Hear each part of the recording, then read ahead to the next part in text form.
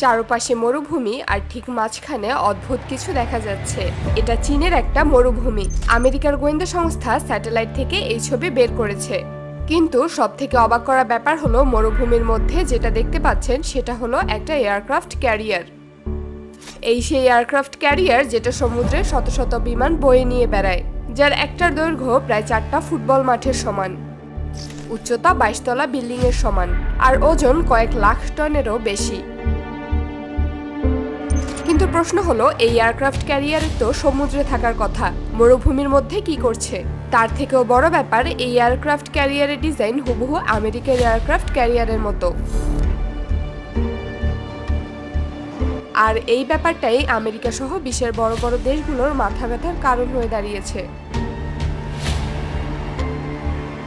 এটা কল্পনা না, এটা বাস্তব। চীন এই বিশাল কাঠামোটা বানিয়েছে তাদের তাকলামাকান মরুভূমির একেবারে মাঝে, দেখতে একদম আসলে এয়ারক্রাফট ক্যারিয়ারের মতো, যেটা সাধারণ সমুদ্রে ভেসে থাকে আর তাতে ওঠানামা করে ফাইটার জেট। কিন্তু এটা ভাসে না, এটা মাটির উপর দাঁড়িয়ে আছে, নড়েও না চড়েও না। মনে হবে যেন যুদ্ধজাহাজটাকে টেনে এনে মরুভূমিতে বসিয়ে দেওয়া হয়েছে। কিন্তু চীন এটা কেন বানিয়েছে? স্যাটেলাইট থেকে তোলা ছবিতে দেখা যায় এই জাহাজের চারপাশে লম্বা লম্বা দাগ, কিছুটা দেখতে রেল লাইনের মতো, আশেপাশে কিছু ভাঙা অংশ। আর ছবির মধ্যে এমন সব ছোট ছোট জিনিস দেখা যায় যেগুলো দেখতে ঠিক যেন ক্ষেপণাস্ত্রের আঘাতের চিহ্ন।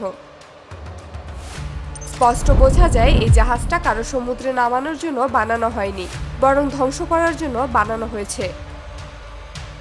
এটা দেখে পশ্চিমারা একদম চুপ হয়ে গিয়েছে, বিশেষ করে আমেরিকার সামরিক গোয়েন্দারা মাথায় হাত দিয়েছেন, কারণ এই জাহাজটা দেখতে অনেকটা তাদের নিজস্ব বিমান বাহিনী যুদ্ধ জাহাজগুলোর মতো। তাহলে চীন এমন কাজ কেন করেছে? কেন তারা বিলিয়ন বিলিয়ন টাকা খরচ করে এটা বানিয়ে তা আবার চুরমার করছে? এতে চীনের লাভই বা কি? চীনের কাজের ধরন দেখে বিশ্লেষকরা বলছেন এটা কেবল একটি কাঠামো না, এটা যুদ্ধের মহড়ার জন্য বানানো এক বিশাল আসল জাহাজ। মরুভূমির মধ্যে বসে বসে চীন শিখছে কিভাবে ঠিকঠাক নিশানা করে শত্রুর জাহাজ উড়িয়ে দিতে হয়। এবং তারা যে শুধু ভাবছে তা নয়, তারা প্র্যাকটিস করছে, প্রস্তুতি নিচ্ছে। চীন যদি এভাবে অনুশীলন করে তাহলে একদিন হয়তো আসল জাহাজের উপরও এমন নিখুঁতভাবে মিসাইল অ্যাটাক করতে পারবে।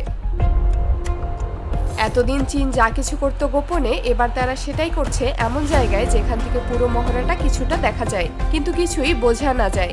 যেন ইচ্ছে করে দেখাচ্ছে, দেখো আমরা কি করছি, তোমরা মাথায় রেখো।